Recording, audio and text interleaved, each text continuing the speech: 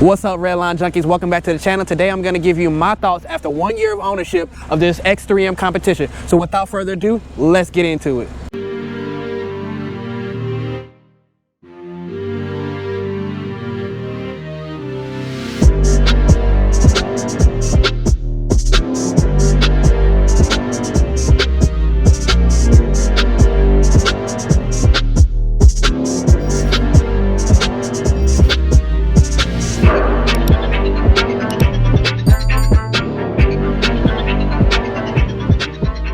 This is my thoughts after owning this vehicle for 1 year, a little over 1 year at this point. June was my 1 year, midway through June. I think like June 15th or something like that was my official 1 year.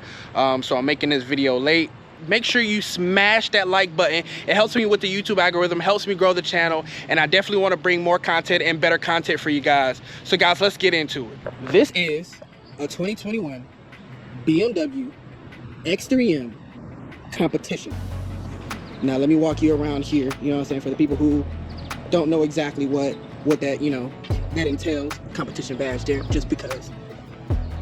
And you know, just to give you a little preview if you haven't watched any of my other videos and you just don't know what an X3M is in general, which is surprisingly more people than you think it is. Now, I'm gonna start with the obvious because it is an M car and that's what a lot of people focus on. This car makes 503 horsepower, 442 pound-feet of torque, and it weighs a curb weight of about 4,500 pounds. Mid-size SUV, and that is about average, I would say. BMW 50-50 weight ratio when it comes to M cars definitely helps this vehicle out. BMW underrates their numbers, we all know that. So I have a boy who has the same car. His is just spec'd out differently, meaning that his is white with, I believe, his red interior, if I remember correctly. He said when he dynoed his, it had 540, 550 to the wheels, depending on elevation and dyno. And so let's just round it out, 550.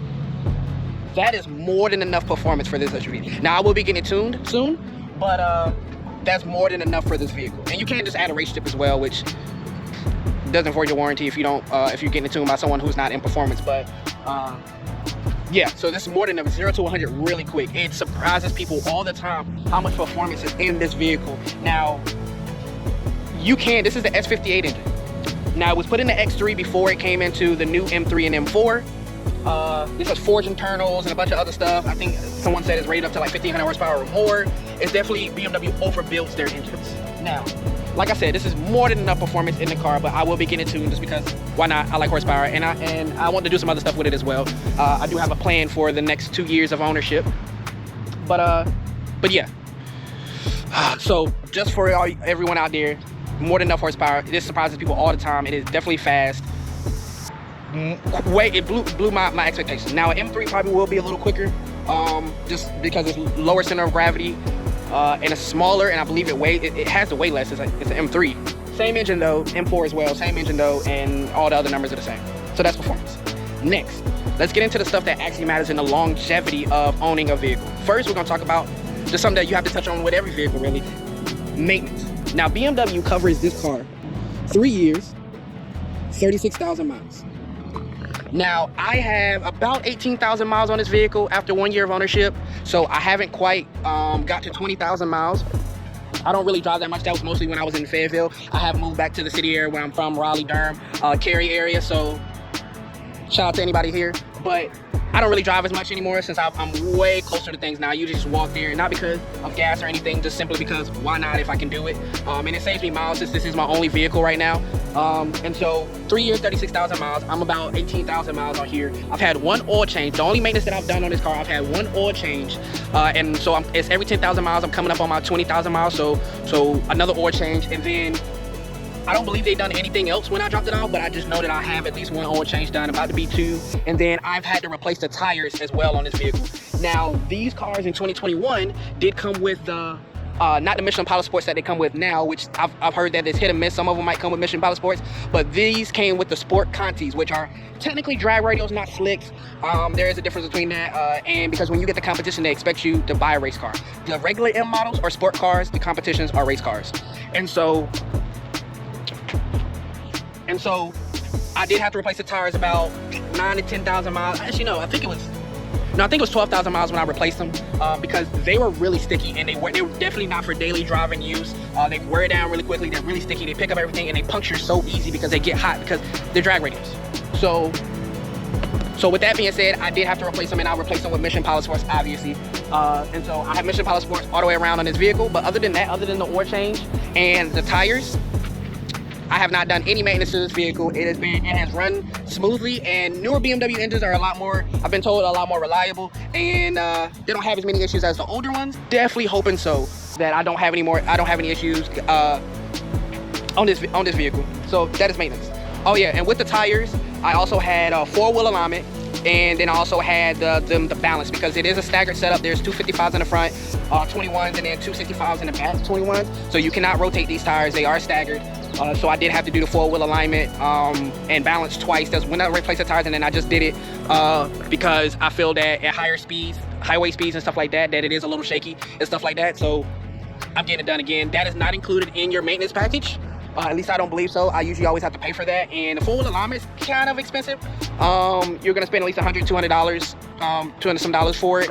But the balance is not expensive. Like, I think the highest I saw was like $30, $50 or something like that. So it wasn't too bad. But hey, that's just something that you got to do. That's considered. Let's get into customer replaceable parts. The maintenance plan does not include customer replacement parts. That means like brakes, windshield wipers, things of that sort that like the manufacturers deem customer replaceable parts. Now you can upgrade this to, I forgot what it's called, to the BMW plan, where it does include those customer replaceable parts. But to be honest, you're probably not gonna get your money's worth out of it, because those customer replaceable parts are not gonna cost you as much as just buying the plan for those customer replaceable parts to be replaced, if that makes sense to everyone. So I wouldn't recommend buying that unless you're just really afraid of, you know, something happening to it or something. But I didn't buy it. It's no point.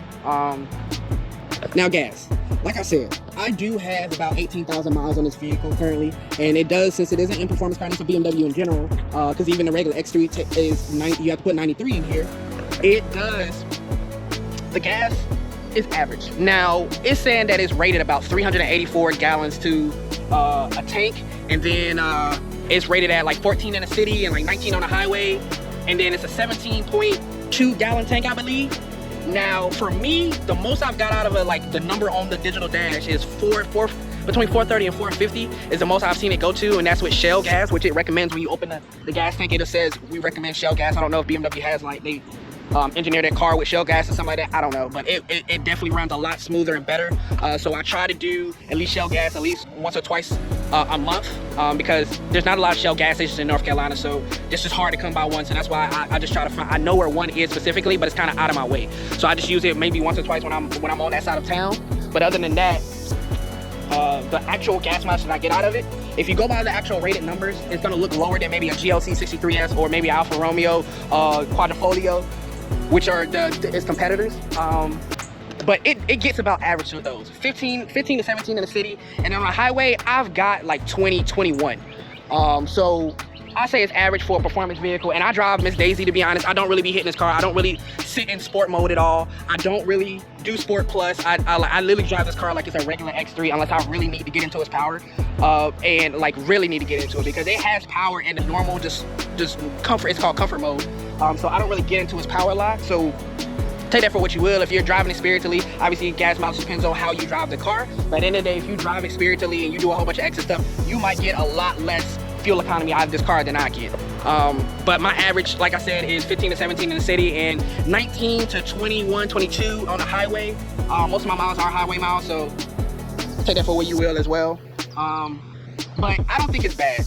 Now, I will say, if you have the AC on, it doesn't matter what mode you're in, how you got it, how you're driving it, this vehicle is terrible. And I know AC burns more gas, but for this car, I don't know if it's because it has extra radiators and it's trying to do some other crazy stuff with it or whatever, this and the third, but when the AC is on, it slurps gas like a fish in water. It's mostly like unbearable.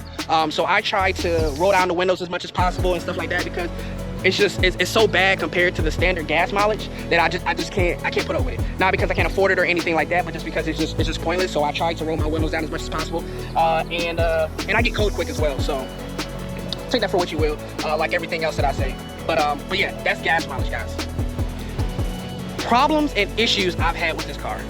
Now, I know I took a big pause for that. They're not bad at all. Besides the tires, I wish I didn't have to replace those, but it is what it is when it comes to these type of cars. I didn't do my research beforehand, so that is my fault on my part, and I didn't know much about tires before I bought this car, so that is my fault on that end. So it is what it is. It's over and said, it's done with. The only problems I've had have been under factory warranty. The ambient lighting, as you guys, I can link the video in my description below, but the ambient lighting, it had little, you can see where it broke apart.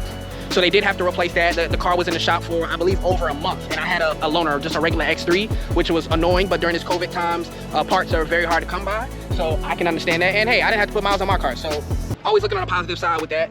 But I did have to get the ambient lighting update replaced. And I think it was 3 doors. Now, the only other thing that I had an issue is the 360 camera. The 360 camera and the sensors, they went out on me one day when I was on the highway, and then one day when I was backing, I got home and I was backing in, and they went out on me and I just couldn't see anything. I don't know why. Literally what ended up happening is it just reset itself. It just came back on. The second time I actually had to turn the car off and turn it back on because I literally could not see it. I had no backup camera, I had no 360 surround, I had no sensors, I had no anything. So I don't really know what that was, but it's I haven't had any issues like that since then. It is what it is. Technology, the more technology you put in here, the more issues you're probably gonna have eventually down the road. So it is what it is. But that was that. And then the only other issue was like customer service, and it might have been the dealership I was going to, or the dealerships, or the people that I dealt with. But like just the hassle of having to drop this car off. This is not a daily car, even though I do know people who daily drive these cars, and I would believe it to be a daily driver. When you get a high-end car like this and stuff like that, it is not a daily driver. Because when you have issues, you have to go drop it off at the BMW dealership, or even a Mercedes or an Audi or something like that. Less of an Audi because they're a little bit more reliable, in my understanding. But like they're waiting on parts. They're like, it's just getting a loaner, and it just takes away from the experience. So I would say, dealership appointments, definitely plan ahead for those. And get this as your second car, or just your front car or something like that, because yeah, that took up a lot. I spent a lot of my time initially at the dealership with this car, and it just took away from the enjoyment of owning this type of car. It's my first BMW and my first European car, my first just really import. I mean, if you don't count my Hyundai, but or the fact that Chrysler is technically an Italian company. But yeah, it just took away from the enjoyment of this car. But other than that, I haven't had any issues. I have no complaints on this vehicle right now, and hopefully I don't. I do have a lot of plans for it in, like I said, the next 2 years and 1 year of ownership, just driving it how it is, enjoying it for what it is, and then as I really believe, before you modify a car. But that is the problems and issues I've had. Now we're gonna get into improvements to this car. First thing is first, and do forget the dirtiness of my car. I haven't washed it in a while, but first thing is first, and I'll show it to you. My truck's not as dirty as I thought it would be.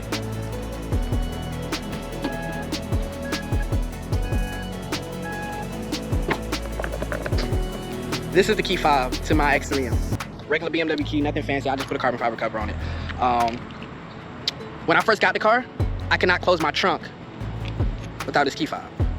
The only way I could close my trunk is by the button in the door, and then there's a button on the trunk that you hit. There's 2 buttons that you can hit depending on if you want to lock the doors or if you just want to close the trunk. I don't know why that wasn't in there. I got a shop to do my Beamer code for me. I don't know why that was not in there, because that is definitely, if it could be programmed, why did BMW not do that from the factory?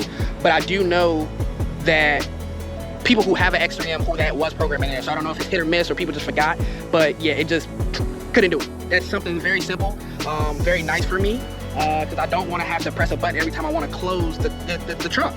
Why? So that. Next thing is, and as you guys can see, those Michelin Pilot Sport stamp. See how much wheel gap this is? And in the front, it's even worse. The ride height to this vehicle. Now, I will be lowering it. I don't know if I'm gonna get the M Performance kit or if I'm gonna get, like, I think they're called MS Springs. Kit's not that expensive, it's just getting them installed. I am gonna lower it, and then I'm gonna put some wheel spacers on there as well. But the ride height of this vehicle is way too high for what it is. It has too much body roll on it, and I know it's an SUV. People are like, well, it's just an SUV. I'm like, yeah, but it's still an M car, and I think it would perform a lot better if it was lowered. So I am gonna lower it, and I'm gonna put wheel spacers on there so that the wheels poke out a lot more and they sit flush with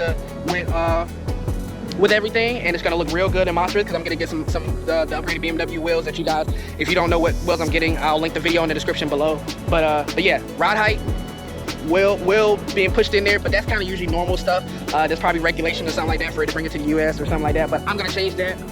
And then also the exhaust.